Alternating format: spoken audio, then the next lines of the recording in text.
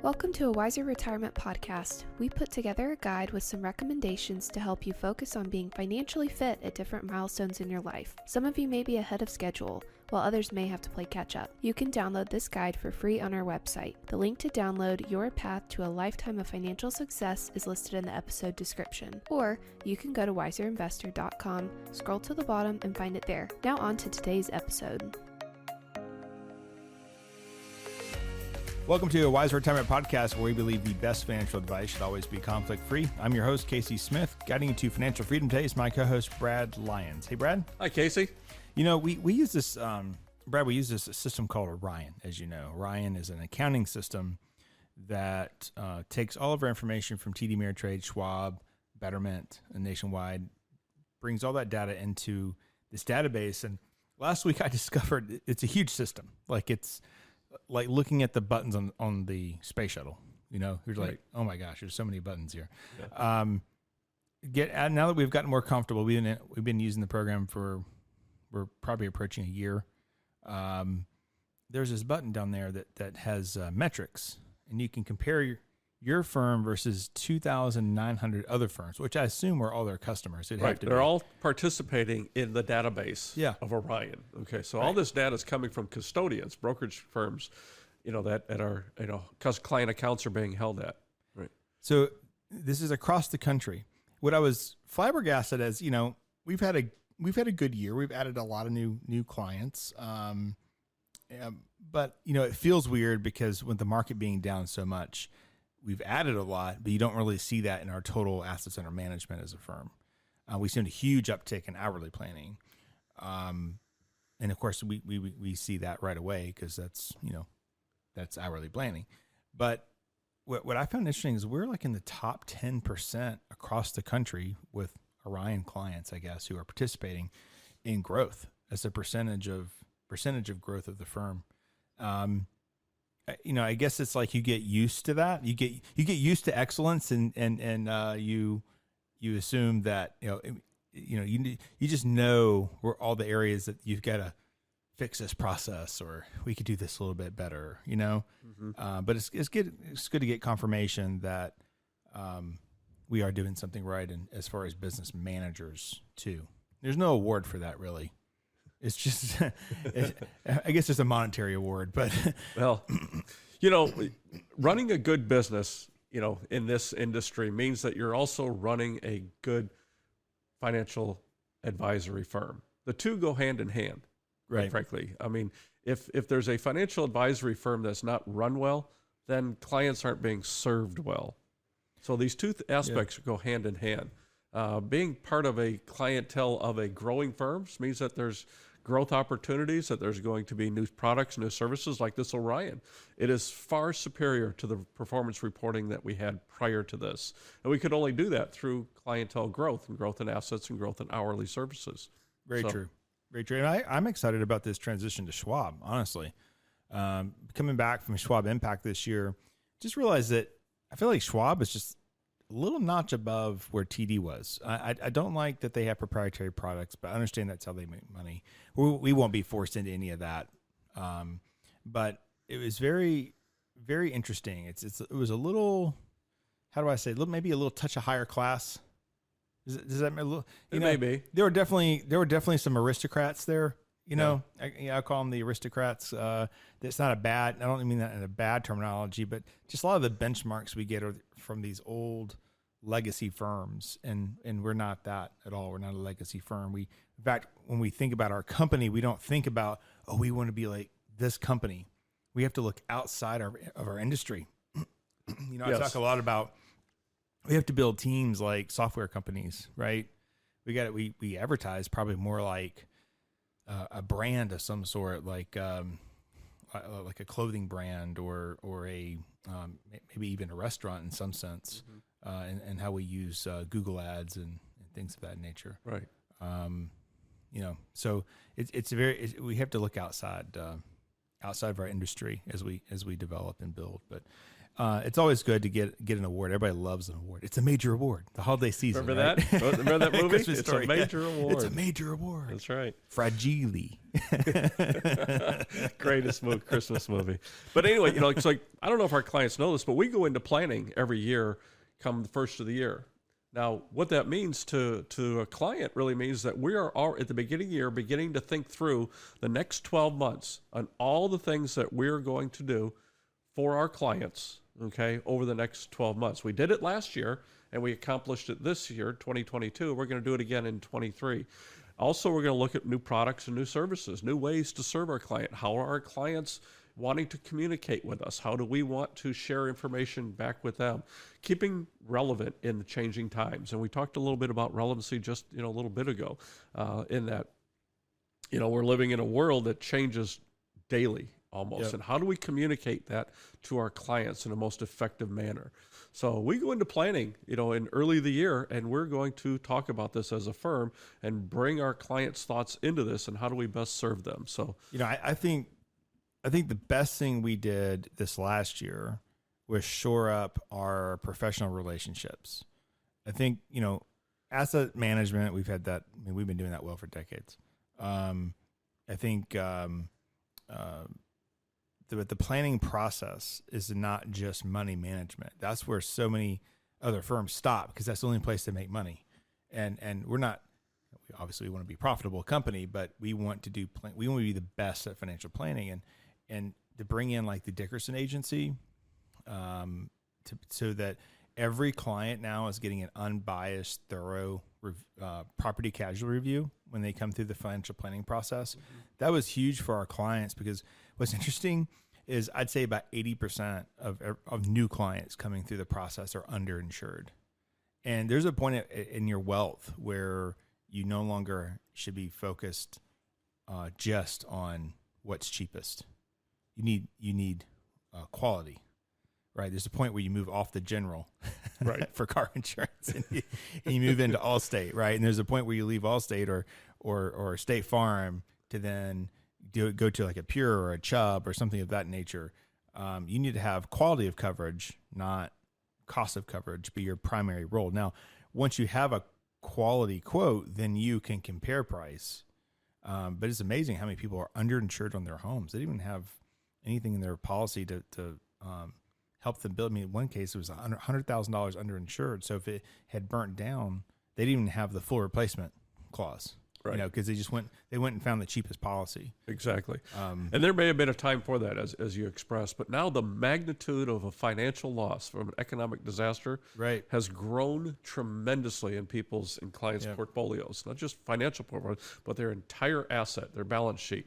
The magnitude of the loss is what we have to insure against. And then even adding Doug Butler to our team, he's an attorney at Morgan Johnson Steele here in town, a very large firm. We still are using Megan over at Gregory Doyle, but I think that we were just sending her so much volume that the service was starting to degrade a bit. So by adding an extra person in the mix, of course, we're still using Anthony Kirkland for elder care law, but Doug's been able to really just get basic wills in place for people who just need the basics very, very quickly with him and his team. And, it used to be that I wanted to do all this in house.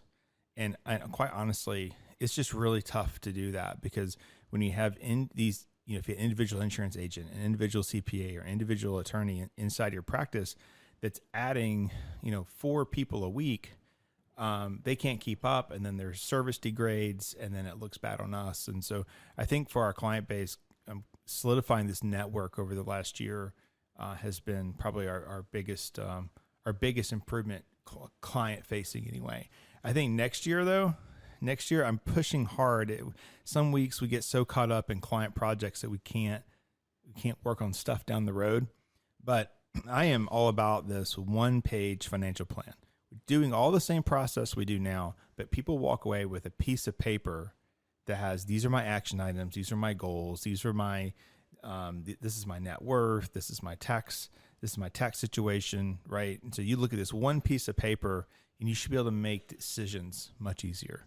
I think that can be a game changer for clients, because a huge part of what we're doing is we're demystifying all the complexities of financial planning for personal financial planning. It is simply a different world than it was for our parents, right? Okay, when they were going through this. Right now, there are so many things that are coming at clients from a financial and economic standpoint that our role is to simplify this, and a one-pager financial plan speaks to that. Okay. Yep. And it's being done. We're not creating this out of blue sky. I mean, there's literally a book called the One Page Plan, One Page Financial Plan. You wrote a whole book to get. I wrote a whole book to get one page, right? Well, it's written to advisors on why you should be doing it. It's just the ones that are out there aren't very good. The ones that are out there are very biased toward wherever that advisor is. They're very biased toward asset allocation. They're very biased toward insurance sales. We're going to have to refine the wheel just a little bit to make we've sure. been out ahead of the curve before, Casey. Your Yes. advisor, and we're many going to be out times. ahead of it again this time. And so it may go through an iteration or two. Yeah, we were one of the first.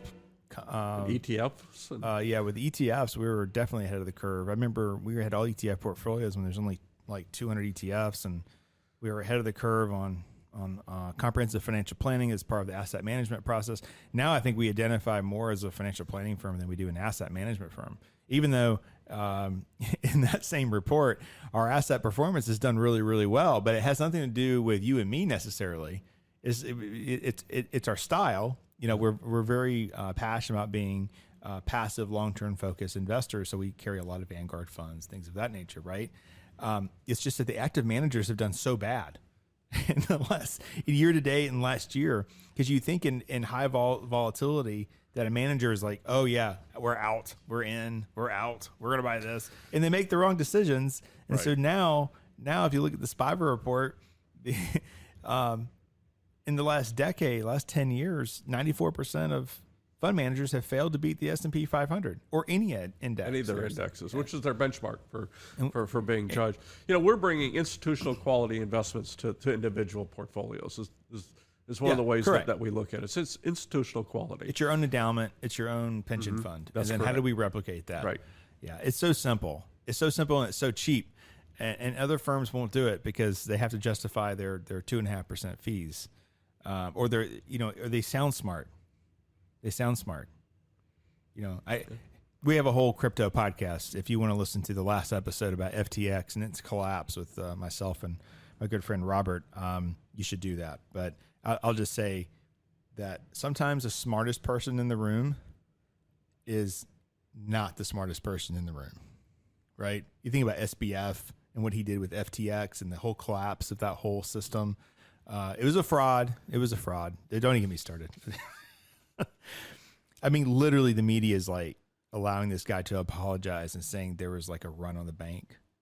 There's no run on the bank. I'm glad you brought that up. That is such an amazing thing that they're allowing. Yes. It's like going out, having a few drinks, Yeah. driving home and getting into an accident and saying, I didn't mean to hit the car. You know, Right. I didn't mean to cause that damage. I don't know. This is exactly what that person is saying. I think I didn't mean for this to happen. I didn't, Yeah, I think that's a better argument for that versus what he did, honestly. Oh my gosh. I am flabbergasted by the whole thing. It just, yeah, you guys need to go listen to the podcast. We could have we could have 5 segments on this thing, and it keeps evolving every day. And what's interesting is what you read in the Wall Street Journal and what you read. Oh my gosh, the New York Times is basically just, he just like handed him a blanket and said, "Here, cover it in this. We'll cover it for you." But what you read in the New York Times and the Wall Street Journal is not 100% accurate. Even the Wall Street Journal is pandering for him a little bit, which I found amazing. It's all on Twitter. It's all on Twitter. The truth. There's like a whole board just people bringing in the different facts and stuff. But what's more amazing to me is this, because if I'm at a function and there's a venture capitalist, there's a private equity person. Okay, I'm a nobody. I'm dumb as dirt. I'm right. They are the smartest guys in the room, right? They know how to run businesses, restructure businesses. These guys put billions of dollars into FTX with no due diligence whatsoever. Right. None whatsoever. And yet we're just the dumb investment advisors out here buying index funds. Are you freaking kidding me? Yeah.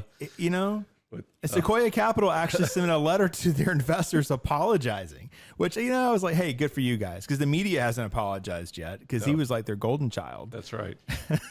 They cannot admit they were wrong, Oh my goodness. But anyway, we this episode's actually not about any of this, Brad. I don't know if you knew that or not, but we're talking about tips for making a smooth transition in retirement. Another one after this.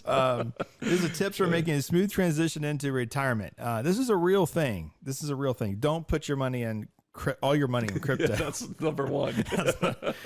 That's number one. Don't invest with a guy who's promising 10% rate of returns. It's going to be a Ponzi scheme. And don't let anybody borrow your crypto. Yeah. So, all right. So this is a real thing. People think, oh, retirement. This is what I want. I would say, as a man, that you wrap so much in what you do, so much of your identity is in what you do. Yes. That it's a tough transition for men. Now, I'm not a woman. I think women probably transition easier in a lot of things, but it's certainly something that you can't ignore it. You've got to have. I always tell our clients, you got to have a game plan, and especially our pilots, because so many pilots, you're out there, you're flying, you're doing your mission, right? You land, sit the parking brake. Okay, nobody died, right? And then you go back and do it again, over and over and over again. Right. And then when you retire, you see the airplane taking off again. You're like, oh my gosh, they could do it without me, right? Mm-hmm. And so you kind of lose that sense of purpose. You're at the parties or at the gatherings. You're the pilot. That's a cool job. And when you're not that anymore.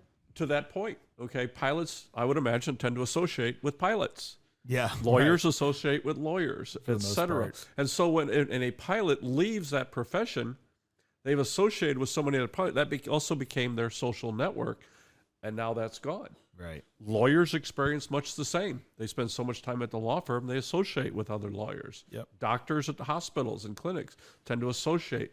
So they tend to wrap up not just their self-identity, but their relationships in that type of career. And when they walk away from it, they're also walking away and breaking that social network that goes along with it. Yep. So yeah, the planning and the recognition of that, okay, goes a long way. Speaking to women tend to maintain social relationships better than you and I, Casey. They're better at it than we are. And so we throw ourselves into our work, and that becomes our relationship network as well, quite often. Okay, we may have a few golf buddies or something like that, but that doesn't necessarily mean the same thing. We're not going to spend the rest of our retirement with them. Okay, right. How much time do we spend here at work? Okay, at least 40 hours a week. Yeah, at least 40. We're spending right here. We even put up a Christmas tree, right? Exactly. I guess am I responsible for the presents? I'm not quite sure about that, but but this is the reality of life, and it becomes the reality of retirement as well. Yep, that's very true. Yeah, yeah. I think there should be a game plan. I mean, I've gotten into my New Year's resolution ahead of schedule. So I'm in my second week of working out. Nothing's crazy, just elliptical. Is this last year's or? Yeah. Exactly. So I was like, no, you know what? We're really busy here. We have some big decisions to make as a firm going forward, and I need to make sure that I'm in top of your game. Top of my game. So 45 minutes on the elliptical, right? Yeah. Well, I'll tell you what, 45 minutes on elliptical. So I get there, do my 45 minutes, shower at the in the men's locker room on the golf side. Then I have kind of like my same breakfast I get after that, and so they kind of know this now, and they just know that when they hear the shower go off, they know they made the breakfast. It's a great setup. Wow.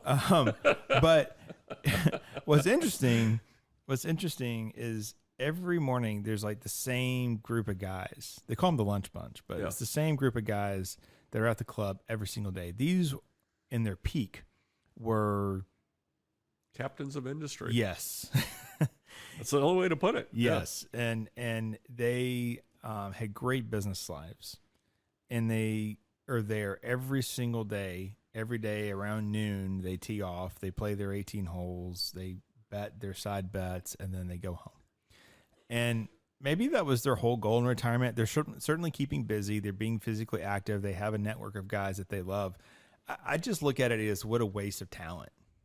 Because as a business owner, I'm always looking for people to mentor me. I'm always looking 2 generations up going, man, how did you do it? What are some pitfalls that you had as you were guiding your people, through rapid growth seasons? And maybe I should go sit at the table and just say some of that. I don't know. I don't think I'm welcomed. I'm not quite on the in crowd there. You're not old enough. I'm not. All right. You have a minimum age to sit down, probably. Exactly. Yeah. But they've created a new behavior for themselves. They did. Going to work every day is a behavioral. It's a behavioral issue. We go to work every day. That's the behavior we have. Now they've created a new behavior. They go to the club every day. I don't really know these guys. Maybe their wives kick them out. I don't know. But ultimately though, I would like to think that there's ways that you can help other people in your retirement. I always love to see that. Even if it's your own family, that's fine. But you're out there putting time into other people. And that's really your legacy, not what you shot on what day and whatever.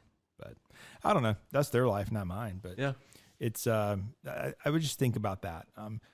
There is an outline for this podcast. We probably should stick to that. But embrace change. I think that's our theme. So change is coming. You're about to retire. You've got to know, you got to have a game plan. I try to tell people, I give you 2 weeks on the couch, 2 weeks of getting up late.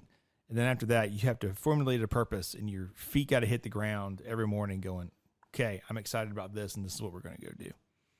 And I think for the most part, most of our retirees have done that. I can think of a few that aren't. And what's interesting to me is I see their health degrading too. Like they look a lot older. With no other medical known to me, yes, medical issues. Okay. Because we also see a lot of happy retirees come through this. I'll say most of them are. Yeah, exactly. They're very satisfied. They're happy. They have a little spring in their step that they didn't have, especially people who are working a physical type of job. True. They're much more physically happy, content, than they were before. You talk about embrace the change. Again, you get to reinvent yourself. You get to turn the page in the book, and it's a new chapter. Yep. What do you want to do? And this is what you're saying. You got to find a new purpose. What skills were we given? Okay, to have a career. Now, what skills did we learn during that career to go out and help others in the community and at large? So, and how do we then employ that into the community at the same time? Where's the egress?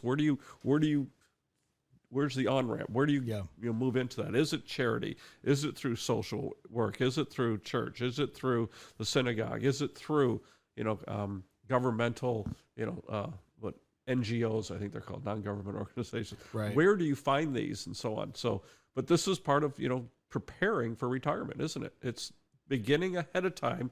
It's not just, when people come to us, they're preparing for somewhat, a lot to do with their financial end, but do they go to prepare for the social end, the self end? Okay, where? Okay, yeah. And this is what we want to bring up and say that this is things that to be aware of, to look for, find these services.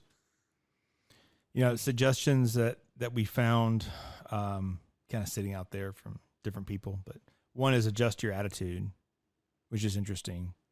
This kind of goes back to, there's different ways people end up in retirement, right? Yes, and COVID did a lot for that. Okay, yeah. Some people were pushed into it. Some people are pushed into it. Okay, so no matter how you got there, you have to realize this is a reality, whether it was planned or unplanned. Exactly. Build resilience. So let's go back to adjust your attitude for just a minute. Yeah. I mean, because you are no longer. For people who had in their careers, they had resources that they managed, whether people, finances, assets, whatever, and you had the take charge approach and attitude. Okay, right. Those are gone. Yeah, right. Yeah, true. Those are gone. You have to find a new way, a new avenue for taking charge. Yeah. Society still needs people who take charge. Your community needs them. Our families need them. What it I just like has to to be see- adjusted into a new environment. I like to see more people retire and go into like their HOAs. I feel like I don't have an HOA anywhere I live now, but it seems like when I was in one, the HOA people or the presidents or the people in charge have never actually been in charge of anything their entire lives. And it's like they're on this huge power trip, So even getting involved in your community in that way. I mean, gosh, what a terrible job, but because you get every single phone call about the things you can't even control. But yeah, that aside, yeah. Taking your expertise elsewhere, not taking it out on your spouse and your animals, right? Don't go home and kick the dog. Acknowledging your emotions. I think that's a good one too. I think so much of it, especially the retiring generation now, it's like they're not supposed to talk about their emotions. They're supposed to just kind of keep it all inside. I mean, we see that all the time. I have no problems calling that out with clients if I see it. It's amazing. It's just amazing the weird things that we see. I mean, that's not weird. I mean, it's all normal stuff, but in transitions, like you have one person working still, you have another person who is self-sufficient, but they kept separate books. Husband and wife, they keep separate accounts. That's your money, that's my money, and we split the mortgage. When you hit retirement, one person's not working, and all you got, and you shouldn't be taking Social Security early. It changes the dynamic a little bit. So it's like, well, been married for 20 years, now you actually got to be married and merge your finances in. And people look at me kind of funny, but then after a while, they start shaking their heads, going, "Yeah, this was a problem. We just never really realized it." Redefine your identity. I think we've kind of touched on that already. And that's a big one, because a lot will come from that, emulate from that afterwards. Yeah, but that could be a positive too. It could be that you're in a horrible work situation. You're not happy with the person that you are. It could be you work all the time and you're not, you're not physically fit anymore and your health is degrading. Maybe it's time to set priorities. Maybe the priority is you. Right. I kind of think that was like empty nesters too. As we have one that's about 1.5 years away from going to school. Our oldest, in golf, parents have sacrificed so much to be at these different tournaments and to travel all over the world, literally, to play in tournaments.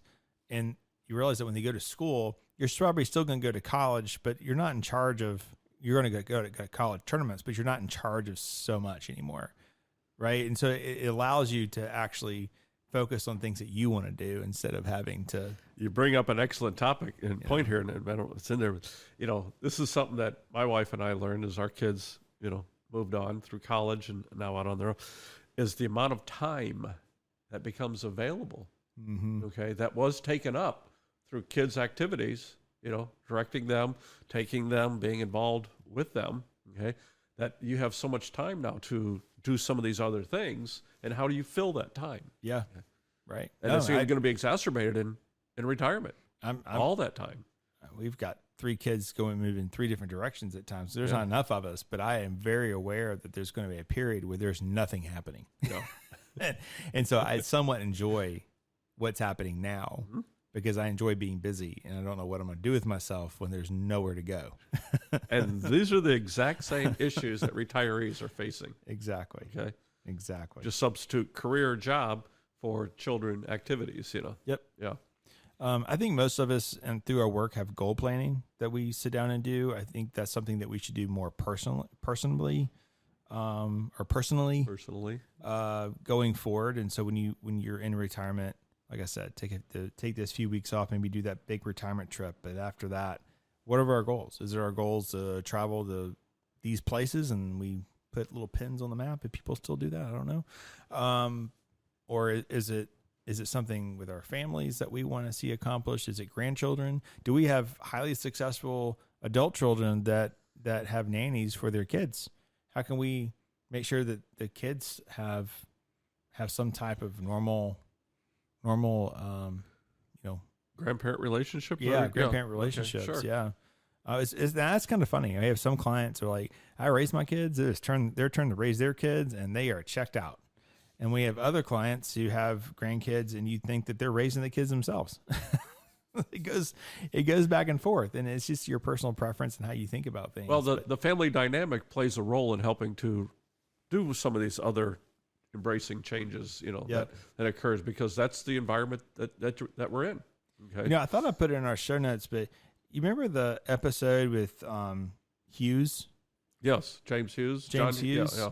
You guys need to find that episode if you're thinking about what am I going to do in my retirement, because building your legacy, I think that those are your years to do that. I want to say it was episode 127, but I could be wrong on that. But that's episode 113. I think that was with Tara. Was that with Tara, our counselor? Episode 113? No. It may have been Finding Purpose in Life After Retirement. Tara Arnold, she's a counselor that has done an episode with us as well. Pre-retirement checklist, episode 103 is something you should take a look at as well.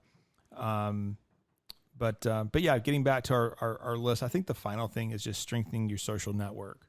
You need to be around people. Yeah, that's huge.